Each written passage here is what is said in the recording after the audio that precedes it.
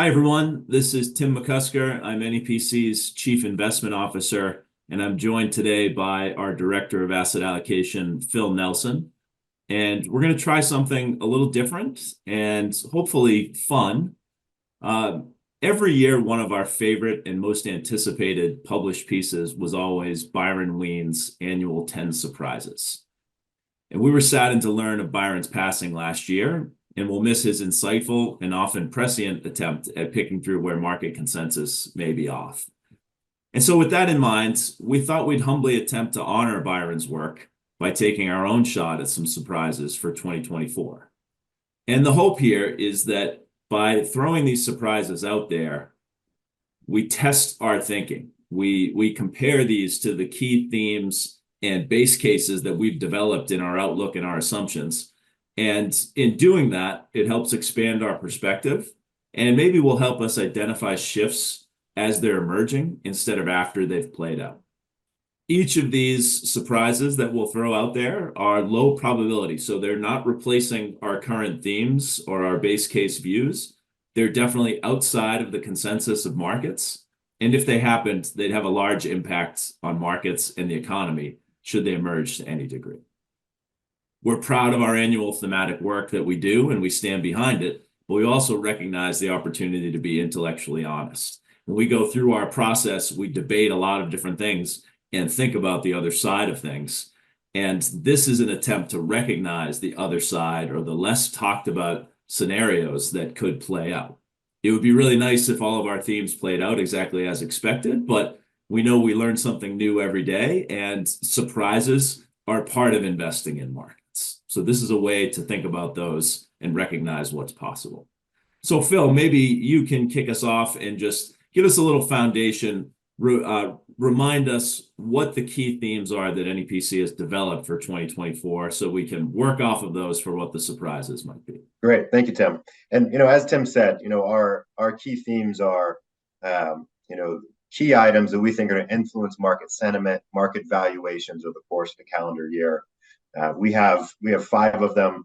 I think would be surprised if all 5 of them are very relevant 12 months from now. But going for perfection is never a bad goal, and we hope we're spot on with them. But as we think about kind of these important themes that we've identified, hit on them briefly. First is this idea of adjusting to a cost of capital.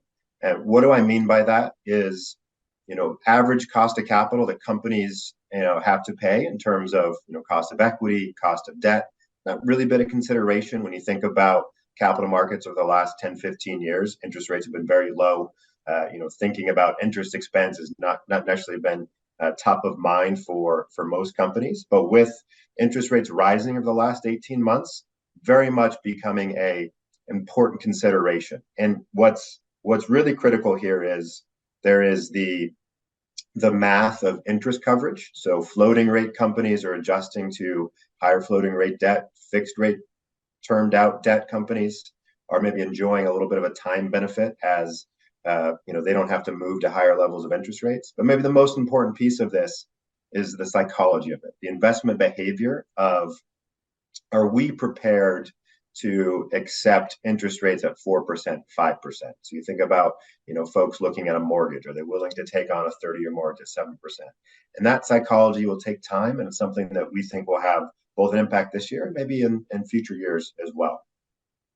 And I think talking about themes, we can't not talk about Magnificent Seven. So we think about the Magnificent Seven, huge returns, last year, over 30% of the weight of S&P, huge influence, frankly, to the start of the year, kind of another good start to the year. And as we think about, these types of companies, high earnings expectations delivered in many cases, but also setting up for a bit of price for perfection type profile. And as we think about over the course of the year, can these companies hit these sky high earnings expectations? And history says when you get to this high of weights in market cap index, there is a mean reversion that occurs. It might not occur immediately, but we think this will be a very relevant dynamic. And there's analogs we can start to look to of the Nifty 50 in the early 70s, a little bit of the dot-com period, other periods of kind of market inflated valuation levels. Another important theme for us is U.S. fiscal debt profile. So thinking about the level of, frankly, almost stimulus that the government's been providing over the last kind of 4 years, kind of coming out of COVID. We're running at very high deficits. We're running at ever increasing debt to GDP levels. And how does this end? And on top of that, to the extent we keep generating more and more treasury issuance, to what extent does this influence higher interest rates than we might be expecting with the volume of treasuries that we're seeing? So this is something that we're keeping mindful of. Obviously, election will have an influence on it, but at the same time, there's not a clear path for maybe spending to reset or adjust, and certainly something that's going to be a high talking point over the course of the year. And of course, we have to talk about AI. We look at kind of AI last year. That would be a surprise. I wish we had done this last year and said AI would be the surprise on the list. Huge benefit, especially to some of those Mag 7 names. And we're looking at 2024 as really the proof statement for AI. Can companies generate revenue? Can they generate productivity benefits from this? It's a technology that's been adapted quite rapidly when you look at other technological shifts, whether that's smartphone, internet, PC. But at the same time, there's use cases that still need to be identified. And we think, with the prospect of where market valuations are, and also, waiting for adoption or waiting for use cases to be generated, it's going to be a really important year in 2024 to see that proof statement come out. And the last big theme for us is thinking about geopolitical risk. Geopolitical risk is clearly heightened when we think about conflicts in the Middle East, Eastern Europe, other areas in the world, other concerns in the world. There's a lot of different conflicts that are rising at a similar time. So to what extent does this pressure supply chains, inflation, energy markets? And also an important dynamic that we really wanted to identify is more than half the globe is going to go in the polls in 2024. So U.S. obviously will probably spend too much time talking about this over the course of the next 12 months, but also India is going to polls. Other areas in Europe going to polls. So it's a big event for markets to see how does leadership change either be surprised or not surprised and influence some of the risk factors we're seeing out there. So those are the themes that we have. Hopefully when we come back 12 months from now and talk about our surprises, maybe none of the surprises occurred and we were spot on with all our themes. History would say that's very, very unlikely. But we are excited that when we kind of wrap up 2024, we can come back and do this again. And we're excited to kind of share, here's our 6 surprises for 2024. And as Tim said, these aren't meant to be base case views. These are not recommendations to put trades on at when this is published. These are a set of conditions that we could see kind of emerging that the market's not pricing in. The market's not quite ready for. And I think it's good to kind of challenge ourselves in our beliefs. And this is one way to do that. So we're going to go back and forth on this and cover these 6 different surprises. Why don't we kick it off with Tim to talk about surprise number 1? Thanks, Phil. Surprise number 1 definitely fits the bill of not priced into markets and an out of consensus view. And it's a Fed hike in 2024. The market right now is still pricing in significant rate cuts over the course of 2024.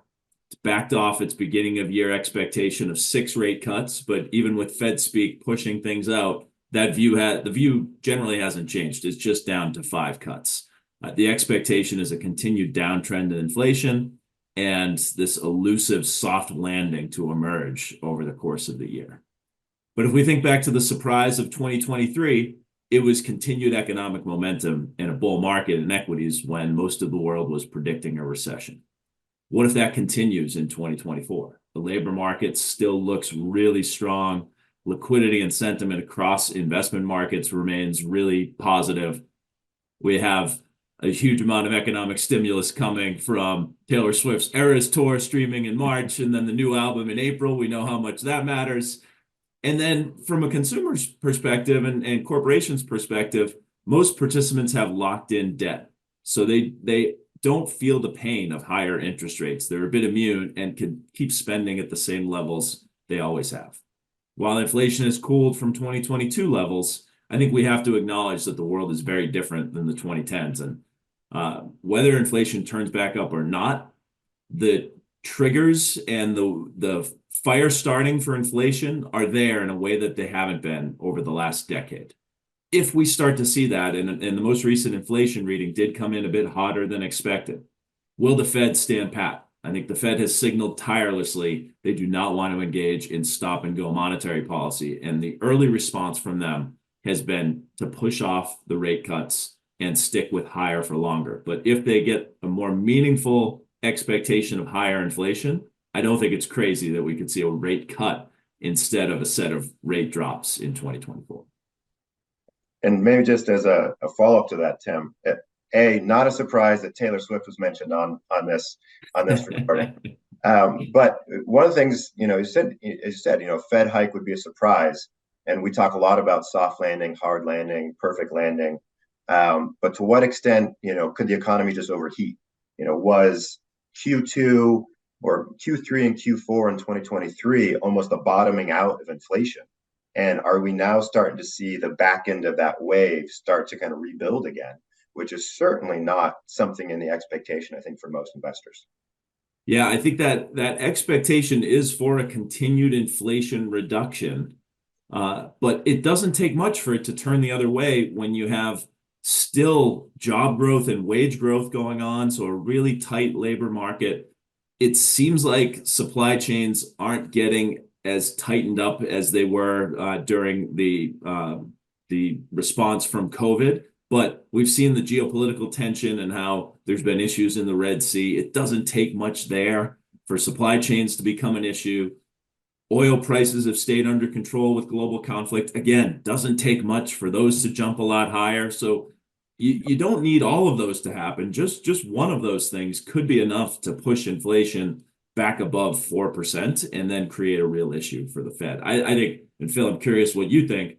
What will be fascinating is if that inflation does start to move higher, does the market really shift its thinking? Instead of pushing out those rate cuts, does it shift to really believing higher for longer or even pricing in rate hikes? Yeah, because it's almost starts to become a direct challenge to the Fed mandate. Yeah. Do you believe in kind of the stated 2% inflation level? And I think if you ask many in the markets, they'll kind of secretly say, I don't quite believe that 2%. Maybe we could see something higher. That's not reflected in the yield curve. And we've been kind of trapped in this record long period of an inverted curve.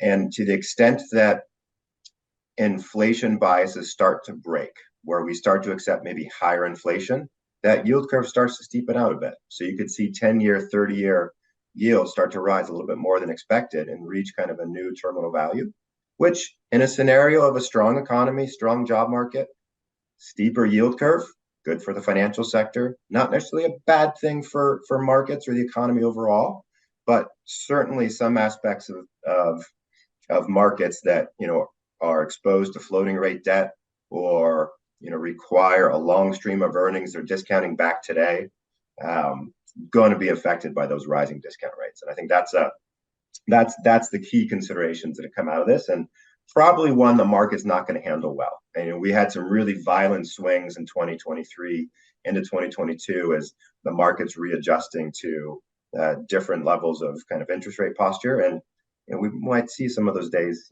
come again. That's surprises by definition surprise, but this one wouldn't necessarily surprise me, even though it's on a surprise list. Why don't you take us through surprise number 2? Yeah, surprise number 2, a little bit of a fun one, but we're going to call it the vacation dividend. And when we look at where the U.S. dollar is, could we see U.S. dollar parity with the euro, with the British pounds? We just opened an office there, so not necessarily in our best interest that we see weakness in sterling, but for those of us that we're happy to visit, definitely. A stronger dollar would be a welcome path for vacationers in this summer. And one of the things we think about is the U.S. economy clearly performing well. You look at GDP numbers the last several quarters, quite strong. Job numbers strong. Wage numbers a little higher than folks anticipated. We just talked about some of the inflation data. And you take that and you contrast with some of the issues we're seeing in Europe specifically, not as bad in the UK, but to the extent that you start to see weakness in Europe, and maybe the central banks there either pause or start to introduce cuts quicker than the US does, that higher yield or higher carry bias starts to benefit US dollar strength. In some ways, the dollar becomes a carry trade that starts to flow through the economy. And, euro, with some of the underlying macroeconomic weaknesses that are there, is definitely a bit exposed when we look at whether it's kind of unemployment levels, commercial real estate stress, or just general consumer spending in the markets there. Definitely exposed to a downshift in economic activity. And central banks will be wise to kind of get ahead of that, to not let deflationary conditions, take hold. And I think another piece that is maybe longer tenured, but we could see some of the effects of this come in this year, is we're seeing some shifts in central bank reserves around the world. Clearly with heightened geopolitical risks, there's some nations that are concerned about holding too much dollar, too much euro, too much Western world currency exposure. And you start to see maybe some pivots away. And to the extent you see some euro weakness, could you see a more rapid shift away from some of those currency reserves? And same concerns apply to the UK in terms of kind of where we're seeing some economic weakness, both from a manufacturing activity standpoint, and also to what extent does commercial banking stress or commercial real estate flow into banking stress. Europe hasn't really taken hold of fixing the banks since 2008, 2009, and this is just another one of those another examples of some risks that maybe are coming up. So maybe not a surprise to say we have some concerns about European banks, but clearly something that would be an interesting development when we think about currency dynamics this year. Well, and Phil, hearing you talk about weakness, you mentioned weakness on a few different levels across Europe. It brings to mind, we really haven't had to worry about it for a decade. The European region was saved by 3 words a decade ago when Mario Draghi said, whatever it takes. And from there, everyone's backed off worrying about the ECB and worrying about the euro. But with some of the factors you're talking about here, could this put some pressure on the peripheral countries and on the ECB more broadly? Yeah, and when you think about many of the conditions are quite there to be present, of rising interest rates. On top of that, uniquely, inflation's still a little sticky. So do you see kind of higher spikes in inflation coming from energy that weakens even further, and you're kind of forced to make interest rate cuts to help the unemployment sector, to help the employment side of things, but you're also exposed on the inflationary side of things. And when you think about debt to GDP levels in the US, they're high, as we mentioned, but they're also high overseas. And I think one of the things that kind of thinking about from a market impact, and Tim, for you maybe, is could we see some assets go on sale? Especially for me, near and dear would be maybe some European football clubs go up for sale that someone could take a look at. But if that currency weakness, there is good assets that do exist in Europe. There are, and I'm not sure we're doing a lot of work on the European football clubs. We'll leave that for you to be the expert on that one, Phil. But European real estate, infrastructure, I think there's a reason why we've opened a London office, because we want to be closer to some of the opportunities there. And to the extent that you're getting a further 10 or 20% discount on something that maybe is already under distress because the currency has fallen, that could get really interesting for U.S. investors. So that's something we'll be watching closely. Maybe I'll go to surprise number 3, and it's basically completely opposite one of our key themes. One of our key themes is the geopolitical tension that we see. And we do see that continuing as a long-term trend. But a potential surprise for 2024 is what we'll call a global grand bargain. And this is the idea that in the midst of these rising geopolitical tensions and a bias towards friendshoring and onshoring and tightening up supply chains, we've got, Phil, you mentioned it when you talked in the key themes. We have a global election cycle in 2024. And I'd ask, if you're a bit jaded, what's the absolute number one priority of most political leaders? Is it to serve their country or their constituents? Sure, that's what they'll say, but really the top priority is getting reelected. And one of the ways you help your probability of getting reelected is having a healthy economic environment and a calm geopolitical backdrop. That doesn't guarantee you victory, but the opposite certainly hurts your chances. And sitting presidents, prime ministers, and leaders can use many different policy tools to stimulate their economies and try to drive economic growth and positive financial market responses. But they can also do some things on the geopolitical front. We've been in a world of conflict for several years now, but against that, we've had also the undercurrent of China's economy having challenges, the US being in the middle of everything from a geopolitical perspective.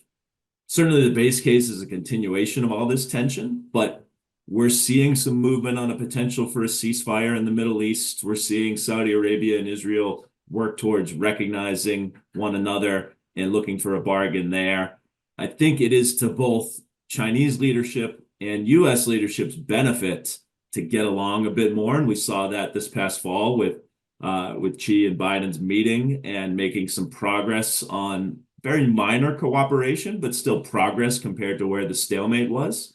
So to the extent that there's more progress there and it benefits both sides to get along in the near term, we could see, Phil, you referred to the vacation dividend. We could see a cooperation or bargain dividend in 2024 if for their own benefit, for each country's leaders' benefit, everyone tries to get along for a little while.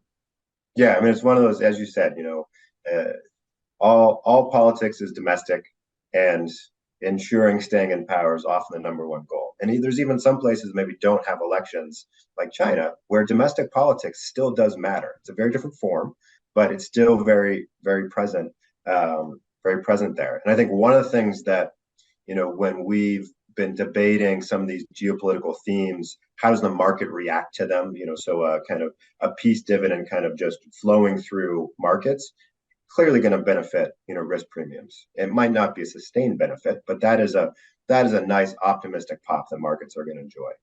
But one of the things that we're trying to think about, and everyone's going to be thinking about to some degree, and there's no answers to this, is playing out scenarios of, what does Russia look like without Vladimir Putin in a leadership role? So what does a post-Putin Russia look like? And again, when we think about, potential paths in China, could you see a change in administration there? These are things, when you look back at history, they're surprises. You would wake up in the morning, you have a breaking news, and there would be a story of change in leadership in XYZ country. Something we're, very familiar with as children of the 70s and 80s. And, that's something that markets haven't quite seen in quite a while, and something maybe we could see in 2024. Yeah, and sometimes careful what you wish for, right? You see some leaders that do some horrible things, start wars and everything else, and you'd think you'd want them out, but sometimes what rises up is even worse. So we'll see how that plays out. Maybe let's go to domestic politics here for surprise number 4, Phil. Yeah, so we spent some time, we mapped out our 6 surprises. I think this is the one we flipped a coin on. You clearly can tell I lost. And so surprise number 4 is single party control of the government. And so we've got an election year coming in November, presidential election, obviously. The Senate races are relatively close. Most of that, all of the House is up for election. And I think one of the things that we've gotten used to is divided government is relatively good for markets. We've seen almost a When you have stalemates in Washington, no big policy changes, no big shifts, that's been a positive for markets to react to and can discount out, almost no change because of this. And, without picking, whether it's a Democratic win or Republican win, there's scenarios one can draw to see this is how single party control actually can occur. And so when we think about, the presidential election, obviously, 4 or 5 states really matter, Arizona, Nevada, Wisconsin, Michigan, Pennsylvania maybe being the most important one in terms of both need that state to be able to win. When we think about the Senate, there's really, you could say three races that are really kind of toss-ups. The Republican side, already has roughly, let's call it 50 seats, likely projected. And so can the Democrats win Arizona, Montana, Ohio, all incumbents? And then you get to that 50-50 Senate divide. What's maybe the most important vote that we'll see in early 2025 is those vice presidential tiebreakers to both decide who's going to run the Senate and all kind of managing Senate business. And then as we think about the House, the margins are very small, and after yesterday, even tighter. With the seat formerly held by George Santos, that's now been filled. Maybe a surprise. No one thought we'd have a George Santos reference on a recording, but we've got really tight margins in the House, and swing of plus or minus five races either way, especially in some of these battleground states or kind of areas, whether it's New Jersey, New York, parts of California away from the coast, they're going to be where a lot of these races are going to be focused on. And so thinking about what does a unified government look like, and what are some things that we could see kind of flow through from a policy change standpoint, whether it's tax policy, spending policy. Well, spending policy maybe doesn't change. We're still looking at high deficits. But those are some of the things that I don't think the market's kind of discounting that. And that would be a surprise to see, what a full mandate would look like for, either a President Biden or potentially a President Trump.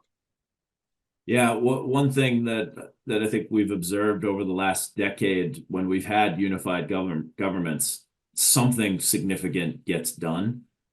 But then there's the reaction to that something getting done. The other party that's not in power gets very upset that thing got done, like Obamacare as one example. The Tax Cut and Jobs Act from Trump with unification is another.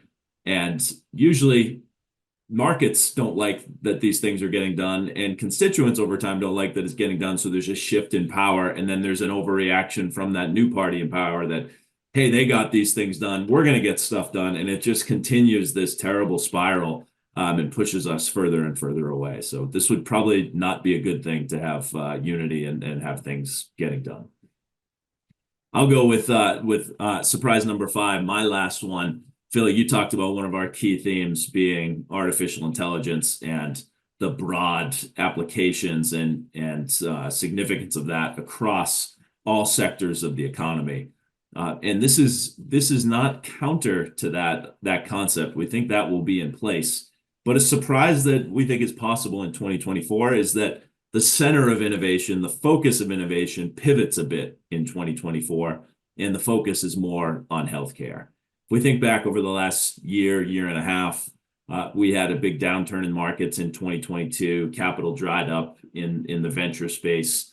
The regional banking crisis, the epicenter of that was Silicon Valley, and it looked like it would really be a cruel summer for the venture ecosystem. Yes, that's my second Taylor Swift reference today. Unless your company had AI on its name somewhere. Innovations in artificial intelligence drove a lot of excitement. It drove a lot of the momentum behind those Magnificent Seven companies. And I think the base case would be that continues in 2024 and beyond. But I think there's also a lot of underlying momentum in healthcare, and it's multifaceted. We have the implications of these GLP-1 weight loss drugs, Ozempic and Wegovy. There's the direct implications from the companies that benefit from that. But the second order implications there are absolutely massive. You think about the impact on pharmaceutical companies directly, but then individual consumption shifts, employers paying for healthcare, health insurers, health systems, pensions to the extent that there's long-term benefits and longevity. And then the federal budget as well. There's Medicare pays a lot for GLP-1 drugs already, that you could see an uptick in that, but long-term benefits bringing the cost of Medicare down as people have healthier lives and healthier lifestyles because they've been able to lose weight.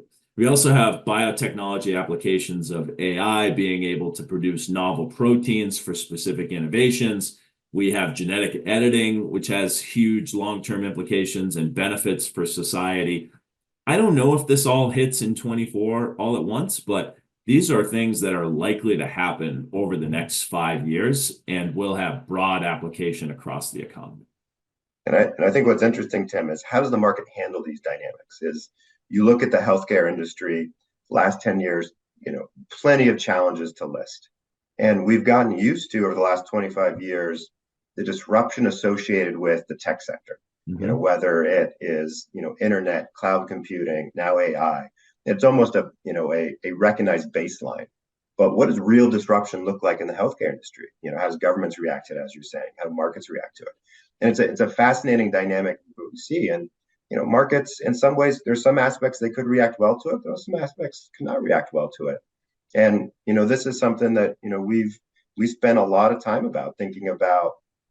What are AI's impacts? What are potential biotech and healthcare innovation changes? The Ozempic type of drugs, the GLP-1s. To what extent they can have a longer tenured impact on economic productivity is things that we spend time talking about. And these are real things moving through the economy that haven't had a clear kind of forecast attached to them quite yet. Definitely. Well, I think we've got the best title for a surprise. We've saved it for last, so you go ahead with this one. Yes. Well, at this point, this might not be a surprise, especially depending on when we're recording this on Valentine's Day and when this posts. Surprise number 6 is S&P at 6,000. If we had said that, I think 2 years ago, that would have been wildly speculative. But as we look at it now, this doesn't seem that outlandish. When we think about the potential for the index to earn 20% essentially for the rest of the year, that's several occurrences of that have occurred. It's something in the order of 15 or so years of the last 50 where we've seen 20 plus return generated by the S&P. Already to start the year, we've had strong returns from AI and the S&P. And you compare this to relatively muted returns in terms of our capital market assumptions that are, expecting kind of a nominal 4% over the next 10 years. And so to what extent do you earn almost that entire 10-year return in a 12-month period? That's a very real dynamic. Our price target for the S&P, 10 years from now, which, has, cyclical shifts in margins, valuations. There will be economic weakness at some point in the next 10 years.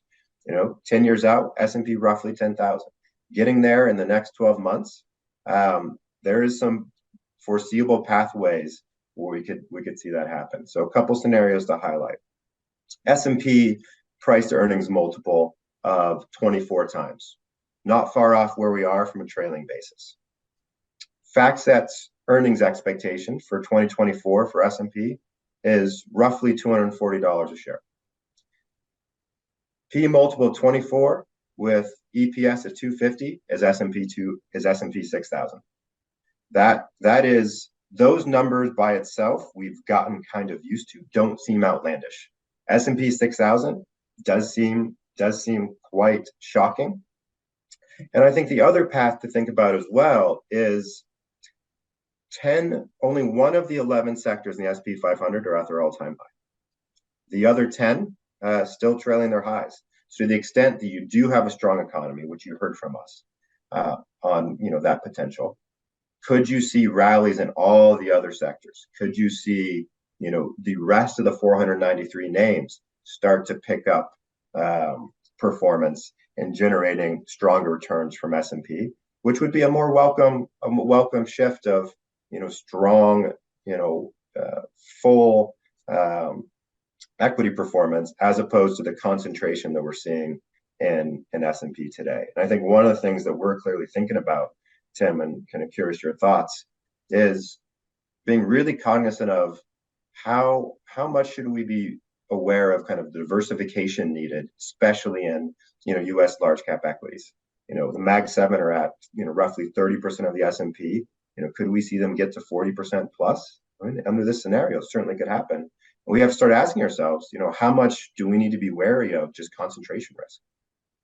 Yeah, we say this a lot. We've seen that movie before. When you get to those levels of concentration, whether it's the tech sector in the late 90s, Japan as part of the International Equity Index or Global Equity Index in the late 80s and into the early 90s, those levels of sector concentration only happen with some form of bubble activity. So to the extent that we get to S&P 6,000, but it's heavily driven by a very narrow group of companies like we saw this year, it's nice to capture that price momentum in your portfolios.